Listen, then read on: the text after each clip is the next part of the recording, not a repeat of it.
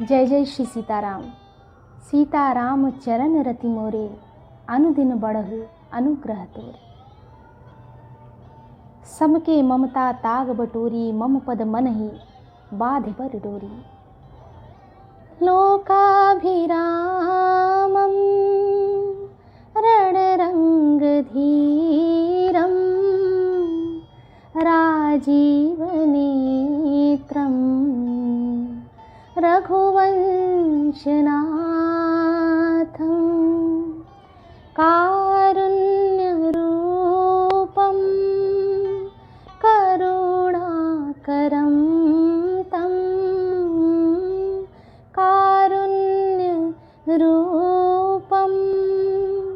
करुणाकरं तं, श्रीरामचन्द्रं शरणं प्रपद्ये। श्रीरामचन्द्रं शरणं प्रपद्ये। जय जय श्री सीताराम।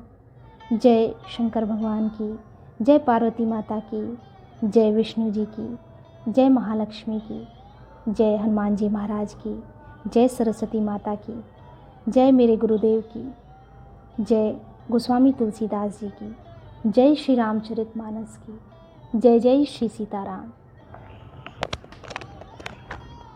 श्री रामचरितमानस का श्रवण लाभ, चौपाइयों का रसपान हम निरंतर करते रह रहे हैं। यह भगवान की परम अनुकंपा है। भगवान की कृपा के कारण ही यह संभव हो पा रहा है कि हम अपने व्यस्ततम जीवन से व्यस्त जीवन से कुछ क्षण भगवान के चरणों में अनुराग को बढ़ाने के लिए निकाल पा रहे हैं। अपने जीव होने की सत्यता को समझ पा रहे हैं। अपना जो मूल और जो आवश्यक कर्तव्य है उसे समझ पाने में सक्षम हो पा रहे हैं। यह भगवान की ही कृपा है। जय जय श्री सीताराम। पिछले वीडियो में मैंने बताया था कि रावण रात भर सो नहीं पाया। जब शूर्पणखा ने उसे बताया कि दो भाई हैं जो सन्यासी रूप धारण किए हुए हैं और छोटे भाई लक्ष्मण ने मेरे नाक और कान काट दिए। वो मुनि तो जरूर प्रतीत होते हैं परंतु अत्यधिक बलवान हैं। उनके साथ एक सुंदर स्त्री है। तो ये सब कुछ सुनकर शूर्पणखा को रावण ने भरी सभा में बहुत तरह तरह से समझाने का प्रयास किया और अपने बाहुबल की सत्यता को प्रमाणित करने का प्रयास किया, परंतु वह रात भर सो नहीं पाया। उसे ऐसा प्रतीत हुआ, अनुभव हुआ कि कहीं भगवान ने तो अवतार नहीं ले लिया, क्योंकि हरदूषण त्रिशिरा सबको मारना इतना संभव नहीं है। भगवान के अलावा ये कार्य किसी मनुष्य के द्वारा किया जाना संभव नहीं हो सकता। और इस ऊहापोह में वह रात्रि उसकी वैसे ही व्यतीत हुई। वह जागता रहा। उसने यह भी सोचा कि यदि ये दोनों ही बालक केवल मनुष्य मात्र हैं तो मैं उनकी साथ आई हुई स्त्री का हरण कर लूँगा और युद्ध करूँगा, और यदि वह भगवान हैं तो मैं उनके द्वारा छोड़े गए बाणों से ही तर पाऊँगा। मेरा संहार उन्हीं के हाथों होगा और मैं भवसागर को पार कर लूँगा। ये सारी बातें रात्रि में वह सोचता रहा। शंकर भगवान जी पार्वती जी से कहते हैं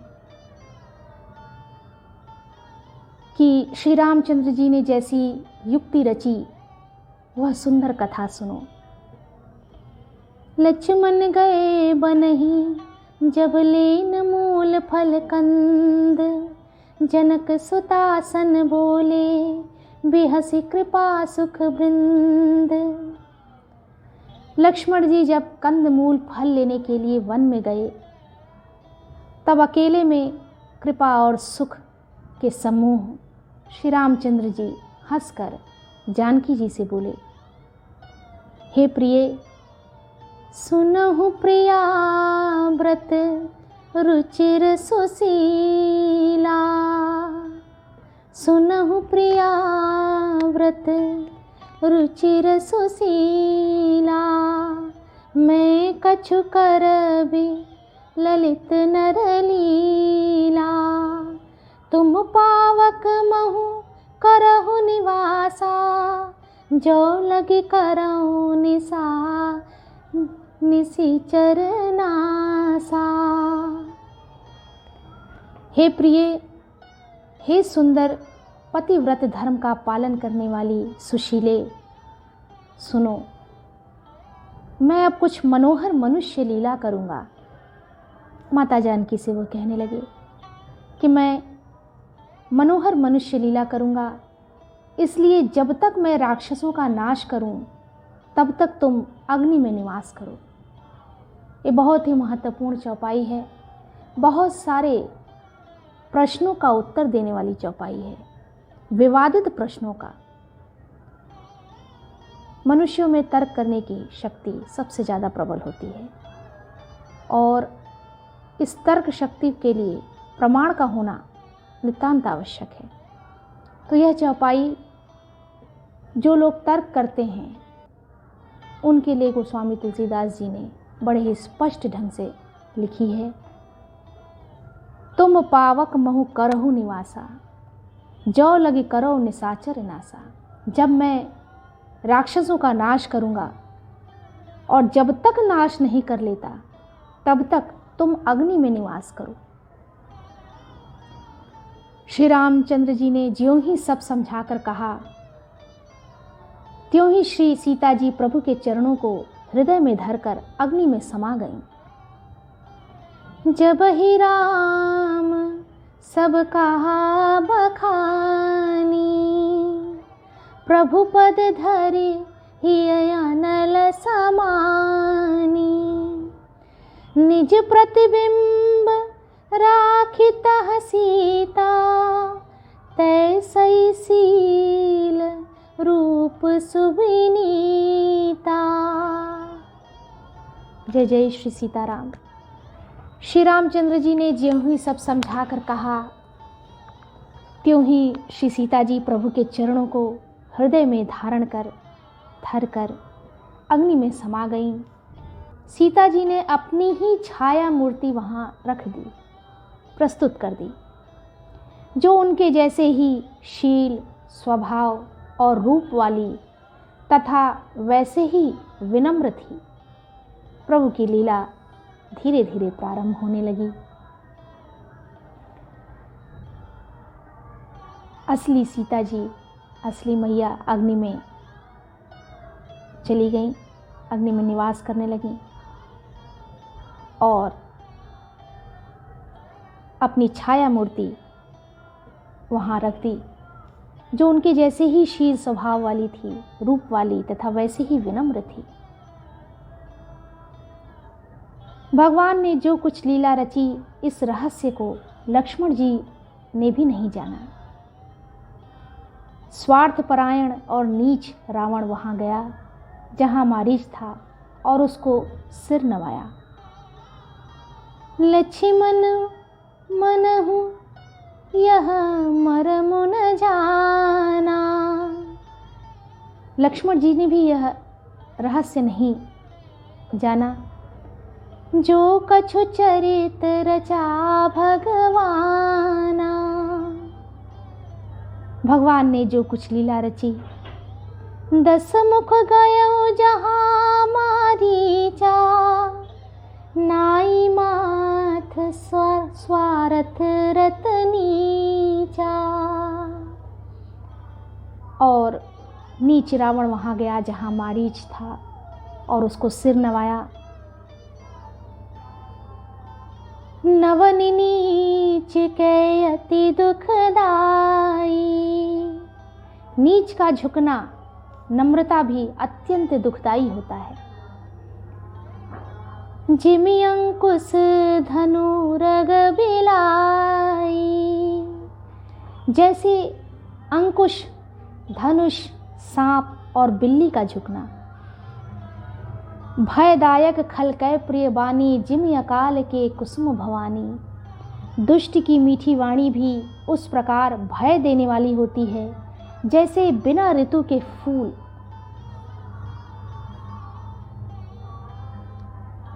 करि पूजा मारीच तब सादर पूछी बात, कवन हेतु मन व्यग्रयति अक्सर आयहु तात। तब मारीच ने उसकी पूजा करके आदरपूर्वक बात पूछी, हे तात, आपका मन किस कारण इतना अधिक व्यग्र है, अधीर है और आप अकेले आए हैं। 10 मुख सकल कथा ते ही आगे, कही सहित अभिमान अभागे। हो कपट मृग तुम छलकारी, जेहि विधि हरि आनौ नृप नारी, जेहि विधि हरि आनौ नृप नारी। भाग्यहीन रावण ने सारी कथा अभिमान सहित, पूरे घमंड के साथ, अभिमान सहित उसके सामने कही और फिर कहा, तुम छल करने वाले कपट मृग बनो, तुम मृग बन जाओ, मायावी मृग, जिस उपाय से मैं उस राजवधू को हर लाऊं, हरण कर लूं। तब उसने, मारीच ने कहा, हे दशशीष, तेहि पुण्य कहा सुनहु 10 सीसा, ते नर रूप चराचर ईसा। तासो तात बयरु नहीं कीजे, मारे मरिय जियाए जीजे। हे दशरथी सुनिए, वे मनुष्य रूप में चराचर के ईश्वर हैं, वे चराचर के ईश्वर हैं। हे तात, उनसे बैर न कीजिए, उनसे किसी प्रकार का वैर न कीजिए। उन्हीं के मारने और जिलाने से जीना होता है, सबका जीवन मरण उन्हीं के अधीन है। यही राजकुमार मुनि विश्वामित्र के यज्ञ की रक्षा के लिए गए थे। उस समय श्री रघुनाथ जी ने बिना फल का बाण मुझे मारा था, जिससे मैं क्षण भर में 100 योजन पर आ गिरा। उनसे वैर करने में भलाई नहीं है, आप उनसे वैर मत करिए। मुनि मुख राखन गयो कुमारा, बिनु फर सर रघुपति मोहि मारा। सत जोजन आयौ छन माही, तिन सन बयरु किए फल नाही, किए भल नाही। क्षण भर में 100 योजन पर मैं आकर गिरा, उनसे वैर करने में भलाई नहीं है। समझाने का प्रयास किया, मेरी दशा तो भृंगी के कीड़े की सी हो गई है। अब मैं जहाँ तहाँ श्री राम लक्ष्मण दोनों भाइयों को ही देखता हूँ। भई मम कीट भृंग की नाई, जहाँ तहाँ मैं देखूं दो भाई। यहाँ वहाँ सब तरफ मैं श्री राम जी और लक्ष्मण जी दोनों भाइयों को ही देखता हूँ। मैं वह कीट बन गया हूँ। और हे तात, जो नर तात तदपि अति सूरा, तिन्हि विरोधी न आही पूरा। यदि वे मनुष्य हैं तो भी बड़े शूरवीर हैं, बड़े बलवान हैं। उनसे विरोध करने में पूरा न पड़ेगा, सफलता नहीं मिलेगी। इस वीडियो में इतना ही। आगे के वीडियो में भी सुंदर चौपाइयों का रसपान हम सभी करते रहें। भगवान की परम अनुकंपा हम सब पर बनी रहे। हम सब का कल्याण हो। जय जय श्री सीताराम। जय जय श्री सीताराम।